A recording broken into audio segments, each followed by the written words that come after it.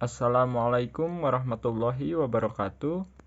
Kembali lagi bersama saya Sadam Kahfi dari kelas non-reguler semester 2 Fakultas Hukum Universitas Surya Kencana dengan NPM 7420121214. Pada kesempatan kali ini saya akan mereview materi hukum pidana di pertemuan ke-7 oleh Ibu Profesor Heni ya. Pada pertemuan 7 ini, Ibu membahas mengenai hubungan sebab akibat atau biasa disebut kausalitas. Nah, di sini ada tujuan adanya hubungan sebab akibat itu. Yang pertama adalah menentukan ada atau tidaknya suatu tindak pidana, menentukan pertanggungjawaban atas tindak pidana. Nah, dalam rumusan delik ditentukan adanya unsur akibat dari suatu perbuatan, maka itu menentukan unsur perbuatan yang membuat akibat dipakai ajaran sebab akibat. Jadi, hubungan sebab akibat ini karena kan dalam suatu tindak pidana pasti ada akibatnya yang disebabkan oleh si sebabnya ini gitu. Jadi, menggunakan teori sebab akibat. Nah, ada juga teori-teori di dalam hubungan sebab akibat ini. Yang pertama ada teori conditio sine qua non atau teori ekuivalensi atau syarat mutlak. Dalam teori ini syarat sama dengan sebab. Selanjutnya syarat positif dan syarat negatif adalah penyebab timbulnya akibat.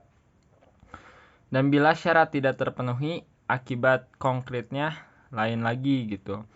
Nah, kebaikan dari teori ini adalah mudah diterapkan, tetapi kesulitan atau kelemahannya itu terlalu membentang ke belakang sehingga tanpa batas seperti itu.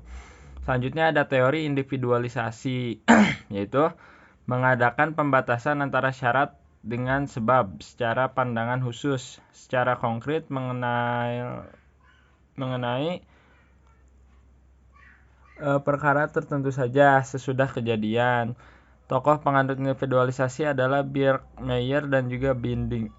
Jadi kalau di teori individualisasi ini setiap perkara atau tindak pidana sebabnya itu ada syarat khususnya seperti itu ya, di individualisasi lagi gitu. Selanjutnya ada teori generalisasi, yaitu melihat peristiwa sebelum kejadian. Jadi serentetan syarat yang merupakan perbuatan manusia dapat menjadi akibat dari suatu peristiwa, dilihat dari perhitungan layak dan pengalaman hidup. Nah, jadi kalau generalisasi ini melihat ke belakang, jadi lebih ke kemungkinan gitu ya, ke kemungkinan apa sih yang menjadi si akibatnya ini gitu, syaratnya. Jadi sebelum si peristiwanya terjadi. Kalau di individualisasi kan setelah peristiwanya terjadi dikhususkan kembali seperti itu. Nah, untuk menentukan si sebab akibat ini ada penentuan subjektif. Nah, di dalam penentuan subjektif, sebab adalah perkiraan pelaku apa yang ia lakukan dapat menimbulkan akibat seperti itu. Sedangkan penentuan objektif adalah sebab adalah keadaan berdasarkan pengetahuan hakim. Jadi kalau di subjektif nih penentuannya, sebab ini adalah perkiraan pelaku. Jadi si pelaku ini sudah tahu gitu, memperkirakan apa akibat yang akan terjadi. Sedangkan kalau penentuan objektif si sebabnya ini ya tergantung kepada si pengetahuan hakim itu sendiri yang biasanya terjadi gitu di kalangan masyarakat, terutama di pelaku pidana seperti itu. Baik, mungkin untuk pertemuan 7 saya review materi dari Ibu hanya sekian. Mohon maaf apabila ada kekurangan. Assalamualaikum warahmatullahi wabarakatuh.